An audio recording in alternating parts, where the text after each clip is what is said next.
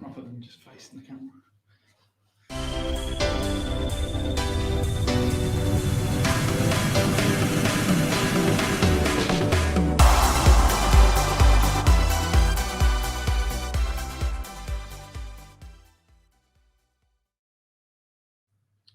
Hello and welcome back to the ME7 podcast and for a new season. We are back with our live monthly shows with a new name as well, the Coffee Catch Up. I'm joined by two regulars this afternoon. Alex, Josh, this is becoming quite current having you both on. Yeah, it is, yeah. Some might think you might like me. Yeah. Well, don't know about that. Appreciate it. No. Good summers? Yeah, good. Not too bad. Yeah. Got married. Congratulations. Thank you. Yeah. Congratulations. So, yeah, it's been busy. Good. Yeah. Good. Yeah, I can't follow that. I didn't get married, so it was a good summer, but not like good. What did you get up to? Not an awful lot. Missed Jules quite a bit. Yeah. New job. That's about it, really. Yeah. But you did have some sort of weird thing where you went on holiday, and if we were to get to the playoff final. Yeah, so I was in Tenerife the date of the playoff final. So if we were to get there, which obviously we didn't, I'd have had to fly home to watch the playoff final and fly back to Tenerife. Yeah. Hopefully, you don't have to do it this year at all because we're not going to go through Wembley. Yeah, no. Is that right? No, straight up automatically. Straight up automatically. Yeah. This afternoon then we're going to speak about the opening 4 games that we've had, including the Swansea Carabao Cup game. We're going to ask you for a rating out of 10 of your summer window so far. I know it closes on Friday, so we'll talk a little bit about that. Talk a little bit about management and the players. Obviously, new management, new players that we've had this summer. Going to get your player of the month. Obviously, I asked you prior to it. You've got it already in your back pocket. And then obviously, I've sent over to Michael, who's our new filming and editor guy this season. He's kindly put both of your teams up on the screen. Nice. Which you will see later on in the show, and so everybody will see your team and your and your opinions why. Yeah. Maybe regret a few of We'll see. Yeah, let's get straight into it then. Opening 4 games, 2 wins, a draw, sit top of the table in League 2. Josh, I guess come to you first, mate. Give us your assessment of the start. I think we've been really solid without being spectacular. Like, I don't think our performance levels have been 9 out of 10 in every game. I think there's been periods where we've been under the cosh and not looked particularly fluid, but we've looked very resolute defensively. I don't feel really there's been a moment other than a few in the Carlisle game where we've been under real threat consistently in the goal map. I don't feel that Jake's had an awful lot to do, and we have looked better going forward than we did last season, which is a positive, particularly with the amount of players we've got injured at the moment. I think 8 first-team players is an obscene amount of injuries to deal with at one time, but it does tend to happen this time of year because people come back from pre-season. So yeah, solid without being spectacular, sort of 7.5, 8 out of 10, I would say so far. Alex? Pretty similar, to be fair. I think it feels very similar to the start of last season. Yeah. The only difference I'd say is I see more potential in this team than I do the team we had last season. Right. There's more to it. I think we've got a bit more grit. There's a bit more fight. A few more players than we said last season so often that will run for a brick wall for the football club. And the fact that we've got 8 or 9 injured and them to come back, positive. Can only be positive when we're sitting top of the table, can't we? Yeah, I guess so.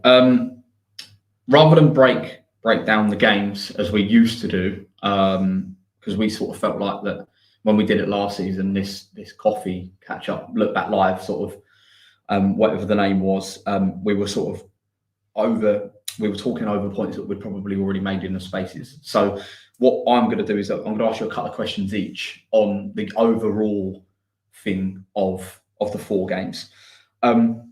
Josh, I'll come to you first. First question I want to ask you over the 4 games.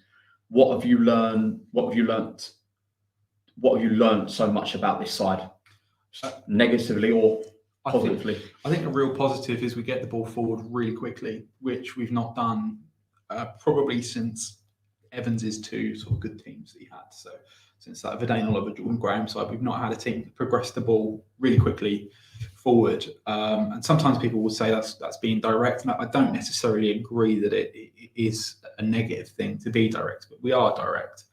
And that I think has been a positive, particularly in the Carlisle game, where we caught them out twice, really, from that. And we've been able to mix it up as well. So we've obviously scored from set pieces or from the breakdown of a set piece. So yeah, I've learned that from us. We're still sort of starting a little bit slowly. For me, I think we've definitely been weaker in first halves, and then clearly Bonner's put a rocket up and at half time, and they've come out. But yeah, we'll see as the months go on, I guess. Alex, same question.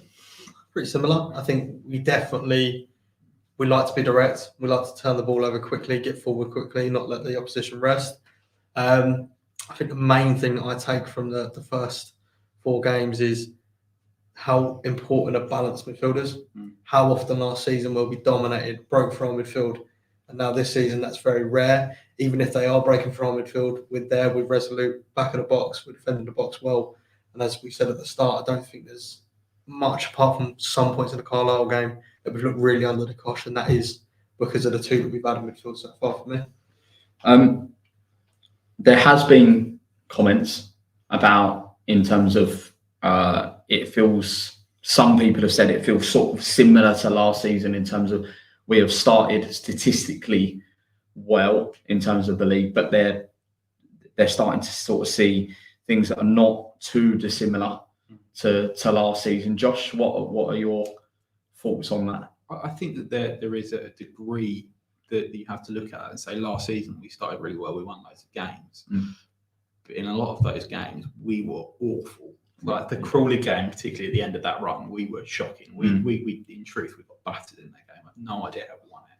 And we came out of a few of those games. Like I think the only game that we really, truly were the better side in was it Accrington at home? It was something like that. Or Accrington or a similar team to that level in the beginning run. Whereas we were the better team against Carlisle. There's no doubt about that. We were the better team, particularly in the second half against Morecambe. I didn't watch the Fleetwood game. But I also thought that we showed a real threat in the Swansea game. Now, I know we beat Southampton quite comfortably, but this is a different... this is a Southampton team that at the beginning of their process is a Swansea team that are 6 months down the line. Yeah. And went very strong because they lost their first game. And I felt for the young lad, was it Giles? Played that game. Playing against their Brazilian that they signed for a few million quid. That's a rough introduction to men's football, that is. So, while I understand it, I think that everything needs to be taken into context. Yeah. I guess for me, have we got to be careful, Alex, that we don't get too carried away too quickly, though? As a fan base, no. That's why you love football, isn't it? Get carried away, thinking we're going to beat Real Madrid tomorrow. That's why you love football. As a football club, yes. But I think if we're looking at last season, people getting carried away and thinking, oh, we got disappointed. Last season, we didn't have 8 players that would start in that team coming back from injury. We look at the players that have got to come back. Most of them, say, attacking-wise, say Josh Andrews. I'd love to see him. I'd love to know where he is, one. I'd love to see him back on the pitch because I think him never offers something completely different up front, and that's what we've maybe lacked in these games. So them to come back, only positives are coming back for us. So, why not? Let's get carried away. Yeah, I guess that is probably a good talking point, is how much of the injuries has it affected us a little bit? I think it has affected us because I think it's affecting the personnel you can put on the pitch, particularly, Nevitt and Andrews, both are over 6 foot. Both offer a bit more of a physical. I know Andrews is 6'5", massive. Yeah, offers more of that than Nev, but both of them offer a different physical profile to Jacob Wailing, who's been playing up top. Yeah, and also you have people like Bradley Dack to come back into that midfield, who, let's be frank, is, when fit, the best player in the league. I've had so many fans of other clubs in this league come up to me. I play football with a couple of lads who support Bradford City, One of them came up to me, and this is the first time he's ever said anything to this effect, ever praised any of our players. Came up to me, and that is a ridiculous signing for this level. Yeah. Yeah. I guess we're jumping the gun a little bit in the show, but we've got to mention the return of Mr. Bradley Dack, Alex. If, like Mike Bonner said, and I think Bonner got it spot on probably in his interview when he was asked about it, and he said, look, if it was a fit and firing Bradley Dack that was 5 years ago, he wouldn't be playing for Gillingham. So has the fan base got to be slightly careful that the Bradley Dack that we see coming back may not be quite the one that we used to see? Yeah, you know what? I think he's definitely still got a goal in him. He's still got moments of magic in him. Of course he does. But what we need to understand is he's going to offer us something completely different to the player he was. He would have offered it back then, but now every single fan base has gone, that's a ridiculous signing. Every single manager in League Two has gone, when we play Gillingham and he's back, he's got to be the man we mark out the game. Yeah. But then what they've got to be careful is we've got Johnny Williams, Jack Nolan. What he offers in that is he's going to get two midfielders on him at all times, frees up everyone else. So it might be a slightly different role for him. He might get a bit frustrated in games. He's going to get kicked out there, but he's going to be very important to the team. I think what fans need to realise is sometimes your importance isn't scoring more than 30 yards or assisting a goal. It can be just occupying two midfielders so everyone else can do their role. Let's get your rating then, Josh. We'll start rating out of 10, 10 being perfect for your summer transfer window. I would say 8.5 for me. Really strong. I still think we need cover at left back. I know Bonner sees Shad as someone that could cover there. I think we need cover along that whole left side. So if we could bring someone, even if it was a loan or something like that could cover that whole left side at left wing, left back, then it would be a perfect window for me. People have been going on all the forums and WhatsApp groups and Telegrams or whatever. And, we need another striker, but we've got 5 strikers at this club now. We're not going to bring another striker in. We've just got players that are injured. Rehab. That comment, it always interests me when I see things like that, because do people not realise that these strikers that are injured will come back? Yeah. Like they're not season-ending injuries. No. Like, it's not like they've all done their ACLs in the summer transfer. And the club are still paying these players. Yeah. They're still, regardless of whether they're fit or not fit, they're still on the wage book. You still have to pay them. And I think the strikers that probably we go through is obviously Jacob Wakelin, Ollie Hawkins is still here. Yeah. Obviously. Elliot Nevitt, Josh Andrews, Joe Gabode. 5. There's 5 there already. I can't probably think of any more. Who's the young lad in the youth team?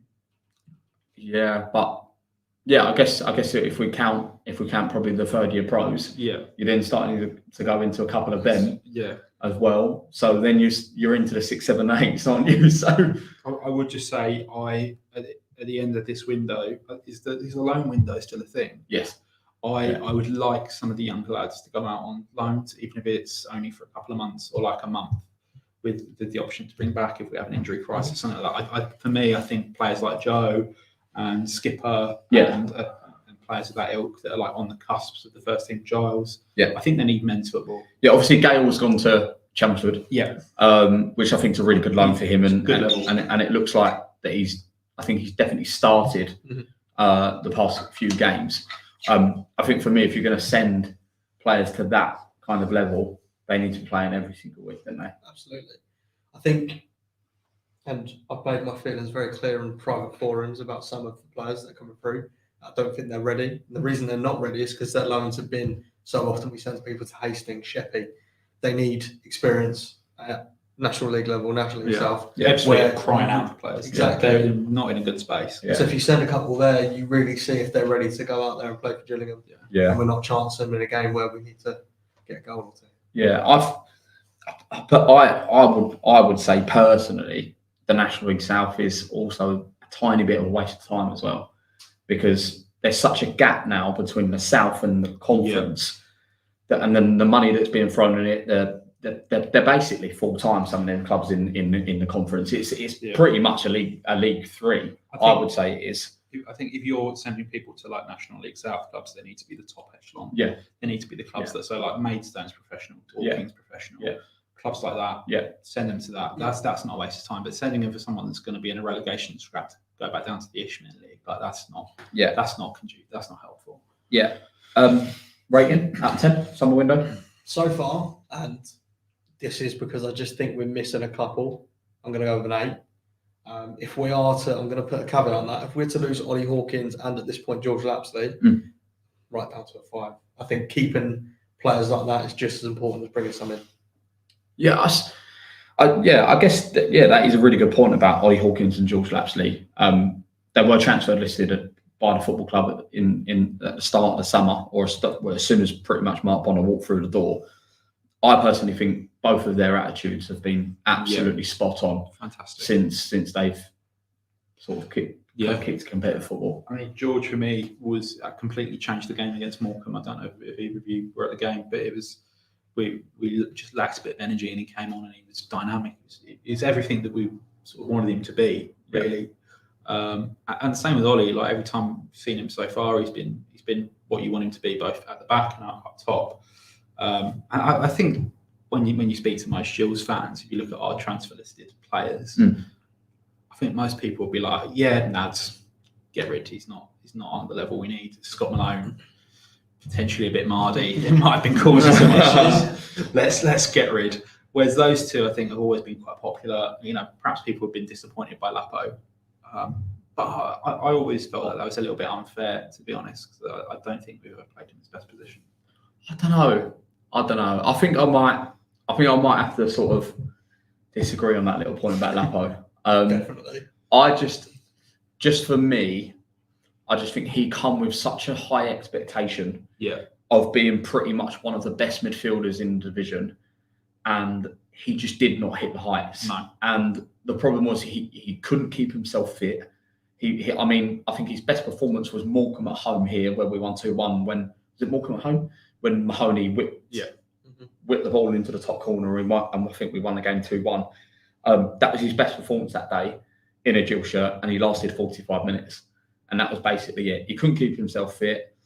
I get the point of, I think sometimes definitely the point of sometimes he was played as an 8. Yeah, he's not like Walsall away was a prime example where we got beat 4-1 before Stephen Clemens got the job with Keith Millen's side. We played a diamond that day, and he played in the 8, and we got torn apart doing it. So I get the point of not playing his best position. But you obviously know Reece quite well. And me and him always had this same argument about George Lapley and Johnny Williams, where he absolutely loves George Lapley.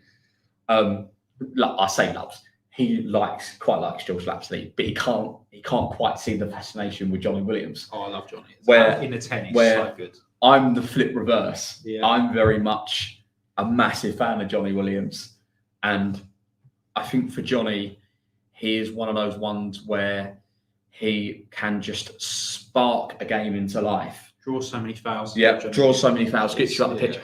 I mean, we sat down and interviewed him last season, and he even said to me himself, "Look, I've not hit the heights I know I can in a Gill shirt," but he definitely is the one that's not being played in his proper position. Yeah, he's not for sure.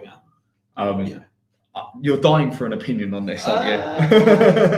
Well, I kind of agree with both of you. Yeah. But I think what again, it goes on to the point of what we need to look at Bradley Dack as. Same thing with George Lapley. He isn't going to be a Johnny Williams. But in a game like Morecambe, Fleetwood, comes on, he's energetic, he runs at defenders, makes centre halves think about it, which Johnny Williams, Bradley Dack, and no other centre attacking midfielder does.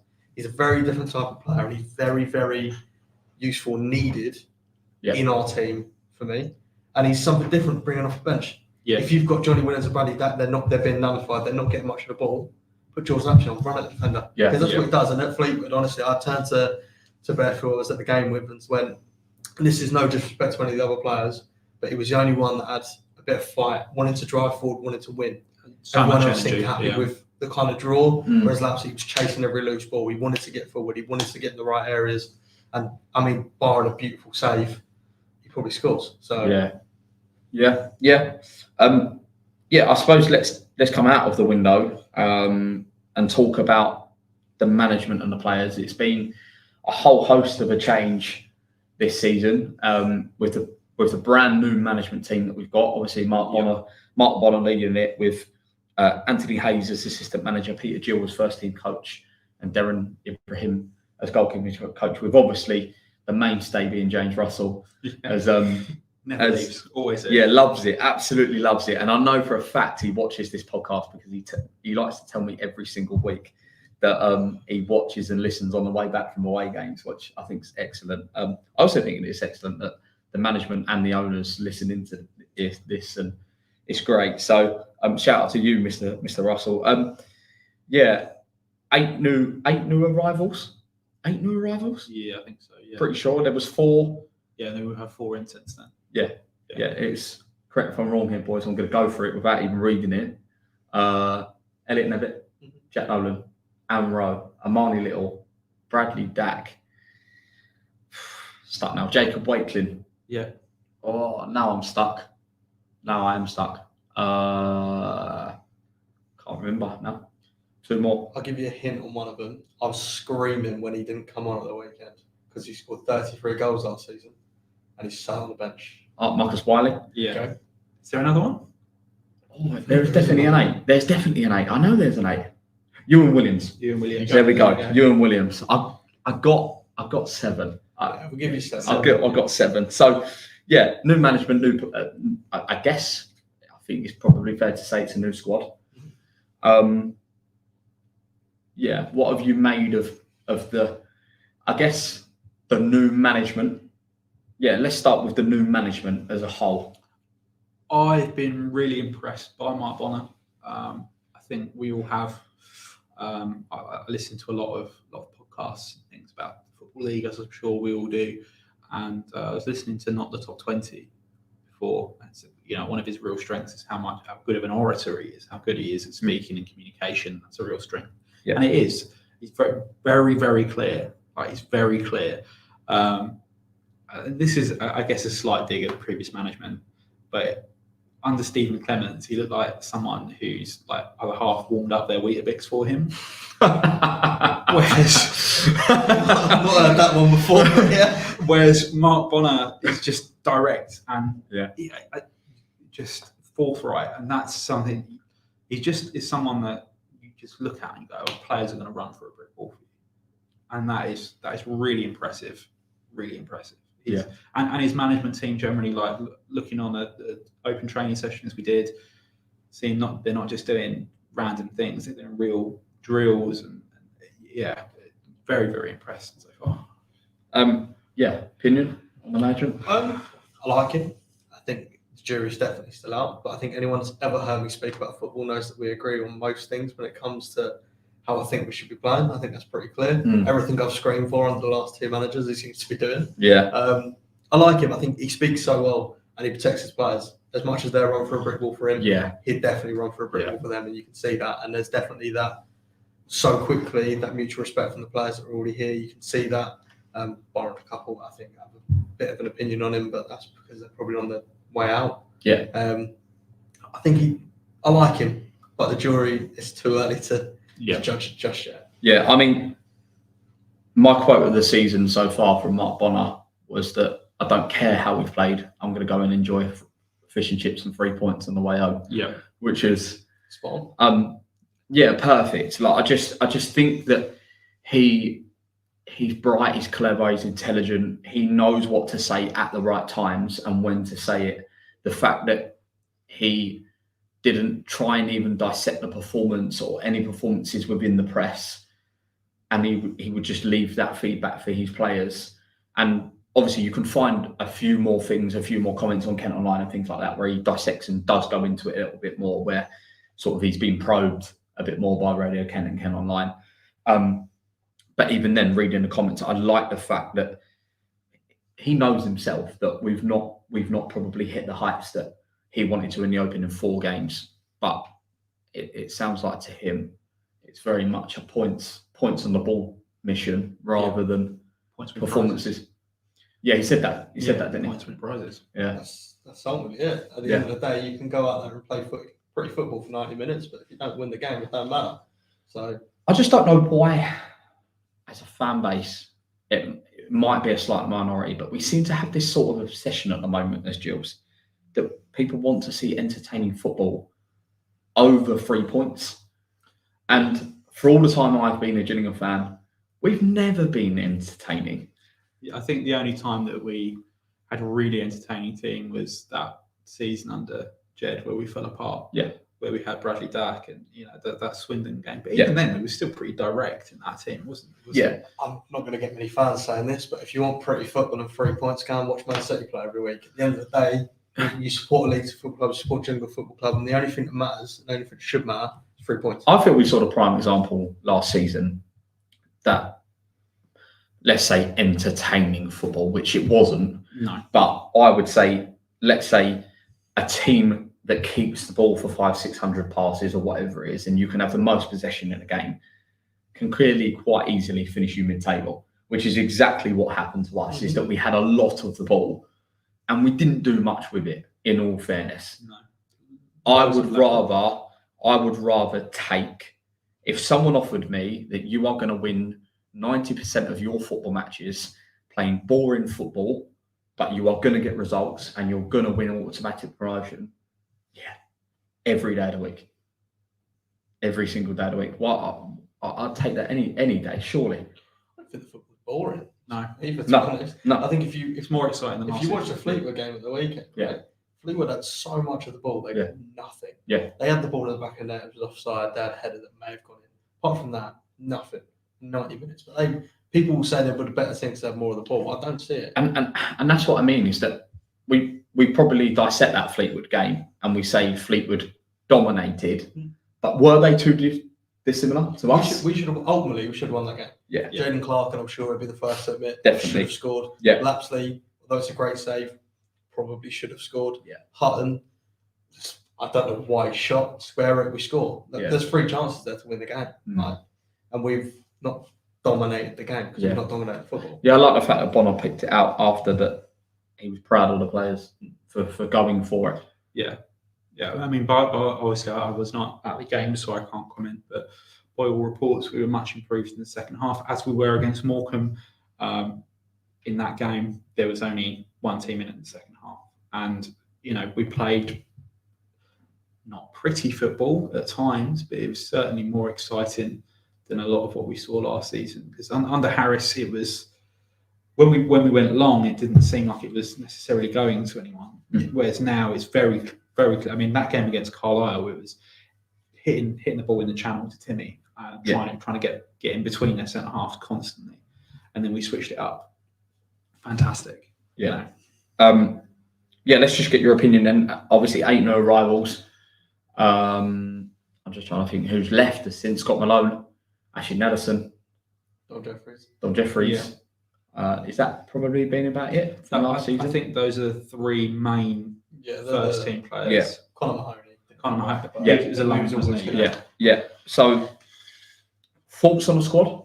I think it's improved. I think that we've been crying out for width for years. I think we've not had width since Jordan Graham, and now we've got 3 wingers at the club. I know Jaden Clark was here last season, but he really was quite far down the pecking order, and when he did come on, he was often played centrally.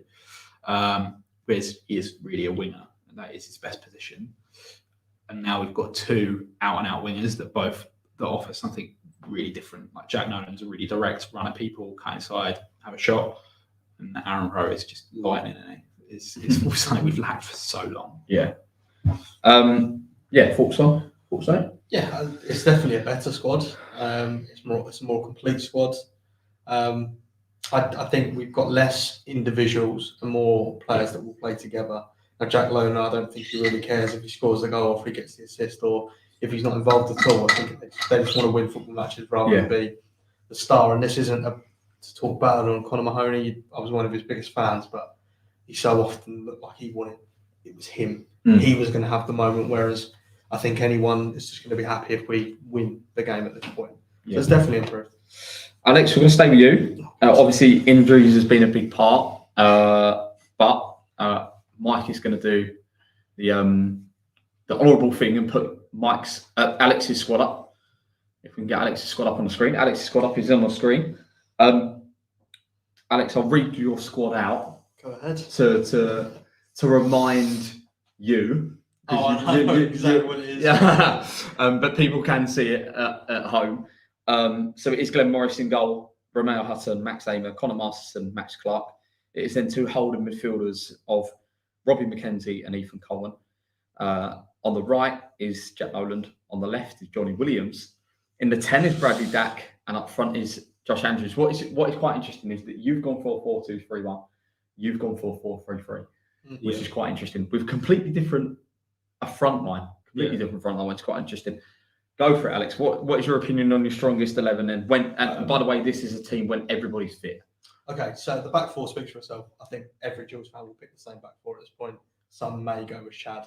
Yeah, I've not gone with Shad. Yeah. So it's fine. Yeah. Some may go with Shad, but I think that's our best back four. Glenn Morris for me, I just think Turner's not ready. Okay. I don't think he's ready. I think he needs another year of getting some minutes, but watching. There's some things that Glenn brings. Now, Jake Turner's a great shot stopper, but there's so often that he slows the game down too much, whereas Glenn doesn't do that. I think he needs to see a bit more of that. That's not to speak bad on Jake Turner. If he's in goal on Saturday, if he's in goal for the rest of the season, I'm fine with that because he's a perfectly good keeper. But Glenn Morris for me starts. Robin McKenzie and Ethan Coleman's probably the one that most people are going to disagree with me on. Yeah. I think Robin McKenzie has proven this season everything I've been saying for about 4 years. He is unbelievably important in that middle. He breaks the game up, allows the players ahead of him to do the things that we want him to do, and he's vital. I think he's been vital in these last couple of games, and I don't think many Gills fans will disagree. Coleman over Little, it's a squad game. Okay. It's a squad game. Yeah. Now, that's ideal 11 for one-off game, right? If I'm picking on Saturday, everyone's fit, I'm picking that 11. But if we got a game on Tuesday, I'm picking a different 11 and Marley Little's going instead of Coleman. Yeah. To rest them. I just pick Coleman over. I think he controls the game better. Little was maybe a little bit scatty. He's all over the place, which is great. But if we want to be a team that controls games a little bit more, Coleman. Johnny Williams on the left is obviously the big one. And the reason I've done that is exactly the reason I said that we need to look at Bradley Dack a little bit differently. If you let Johnny Williams have a free role, he starts on the left, but let him be free. Midfielder's going to be focused on Bradley Dack. Johnny Williams can affect the game. You can switch them both around, be interchangeable. Jack Nolan is your out and out width, and then Josh Andrews in the box. That's why I've gone with that. And I think the reason we say Johnny was played out of position last season is because it was so often that he was out on the left, but he wasn't. He was stuck to the left. I wouldn't have him stuck to the left. It would be very much fluid, come inside, get on the ball, impact the game. Josh Andrews for me is my number 9. I think he's got everything. He can score, he's tall, he makes defenders think about things. As I say, I'm desperate for him to come back because I think if we have him in that game against Fleetwood, he wins the game. Okay. Josh, your team? Yeah. It is, just to remind you, it is Turner in goal. Yeah. It's then a back four of Romeo Hutton, Max Amer, Connor Masterson, and Max Clark.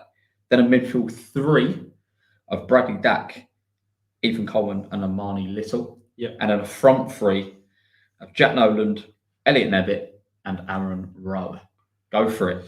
So I like Turner in goal. I feel that last year a lot of his issues with distribution came from the management. I feel that he was told to slow it down deliberately, and I don't think he's shown as much of that this season.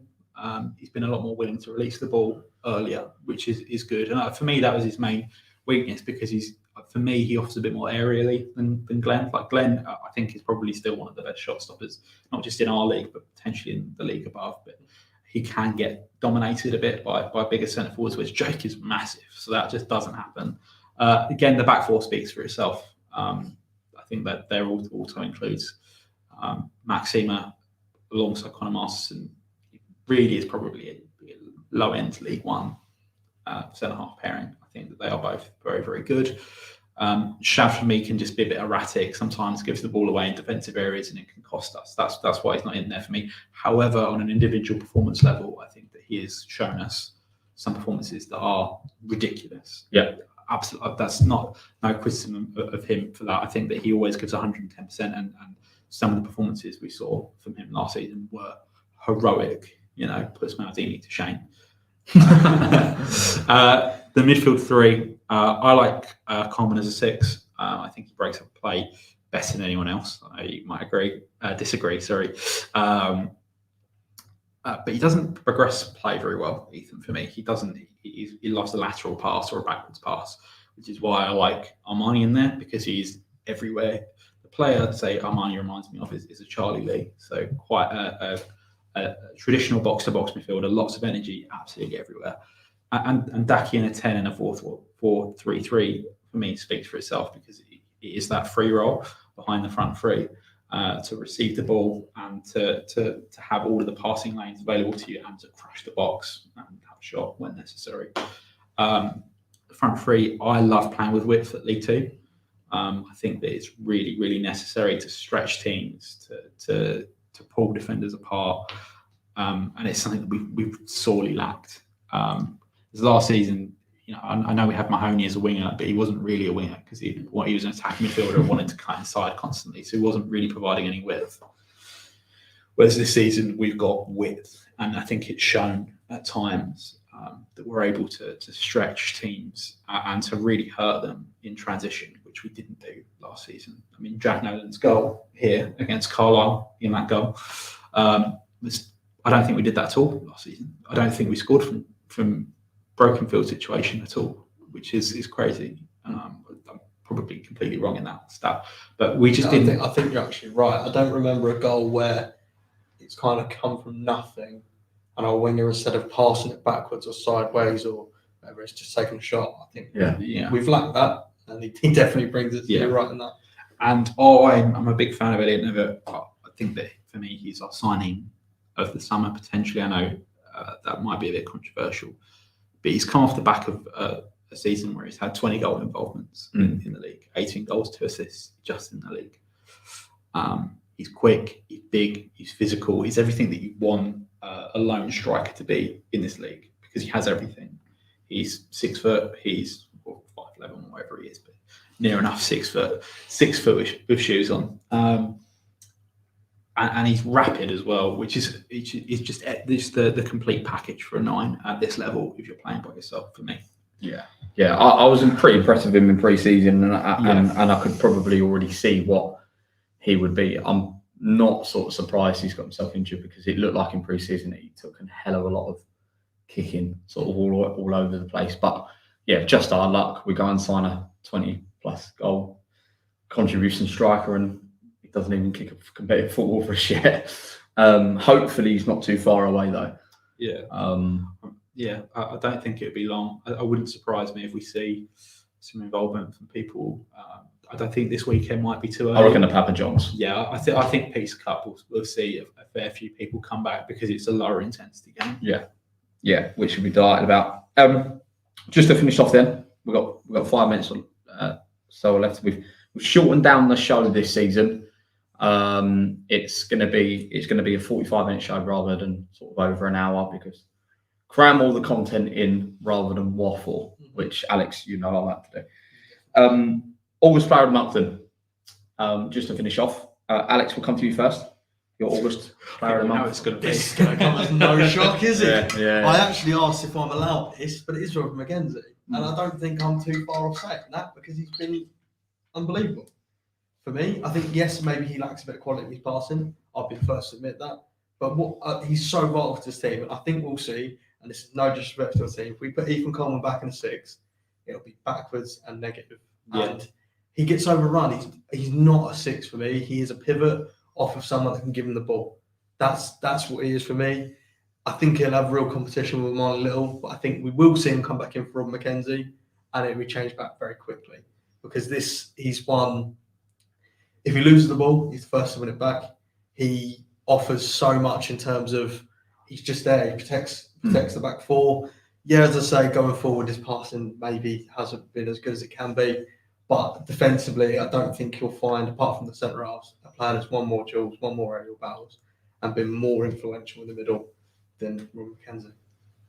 Yours? I had a bit of thought with mine. I had a bit of internal debate, should we say, as to who mine would be, and it was between two players. For me, it was Max Emer and Max Clark, who I think have both been superb defensively. Couldn't give it to Connor or Shad because they both, played less. And for me, I think it has been Max Clark. I think he's been fantastic. He was very, very good against Carlisle. He was very good against Morecambe. Passing has been fantastic. And I know it's unglamorous to give it to a left back, but I do think that defensively we've been superb. I think Hutton, some of his passing has been a bit wayward, should we say, for someone that is a big aspect of his game. Some of his passing has been not great. As with Shad, I think Shad gave the ball away a little bit too much against Morecambe for me.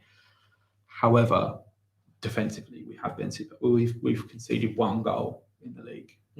I think we can discount that once again because we made a lot of changes in that. We put out a weaker team than they did. They went strong. We rotated heavily. We had 2 youth team players on the pitch that I don't think they had any. For me it had to be a defender. Max Clark. I'm going to go for Max Emer. Fully deserved. Not put a foot wrong. No, and I think he looks even better than he did last season. Yeah, which he's been immense, and he's just been. Yeah, it's just I don't even think he's made a mistake in the 4 games that he's played. He just looks even better than I thought he could be. Which I thought for Max, to be fair, he'd gone to his level, and that was sort of it. But he's just not made a mistake. Whether it's Shad to hit next to him, and that was always my worry sometimes with Shad and Emer playing together. But I thought they were both very, very good on Saturday against Fleetwood. And I just think him becoming club captain as well, which I think he's been given the armband, but I think this might be the first time that I think he's actually been made club captain and to lead the dressing room. It's time for him. I think he's been made. Like AD Pennock when he came in, took it off Josh Wright and just gave it to him because he was centre half. I think even he would admit, I don't think he was ready for that responsibility at that time, because it isn't not necessarily, it doesn't change your game, does it? But it is an emotional weight almost to be that presence. Yeah, and I think it's the first time that you look at him and go, you are. And I think he looks like it. Yeah, I think he looks like it this season. He looks like a captain. He looks like he's ordering people around and organising and making and just being a captain. He looks like the first time that he's ready. And fair play to him, because I've been a criticism of him before, to be fair. I think he's vital. I was saying it last season when people were saying, well, we need Chad and Marston. He's calming. He's a presence. He's definitely settling down. I think when he was younger, he was a bit erratic, made the same mistakes as Shad does. But now he's so vital. Sort of back line, vital to our club, of course. And he's a quality player. And I'm going to go out on a stretch here and say that he's close to becoming a bit of a hero here, and could be seeing his picture up on the walls. I think for the future. I think for anyone that's played nearly just over 400 games for us now. It's over 400. It's over 400. Yeah, I think you have to be probably regarded as, he's in the top 10 all-time appearances. Yeah, I think you have to probably be regarded as. He had an asterisk on him because of. I think he'll be the first to say his performances didn't warrant it. Yeah. So Andy Hessenthal, been a prime example, has less appearances than him now. Yeah. But is a club legend. Yeah. Because of his performances. I think Max was maybe missing that a little bit, whereas now he's. If he gets a promotion under his belt, definitely there'll be a picture of Max in the room. Yeah. 100%. Yeah. There we go then, guys. We're finishing up our first show of the season. Alex, Josh, thank you very much for joining me this afternoon. You've been watching the first episode of the Coffee Catch Up. Cheers, guys.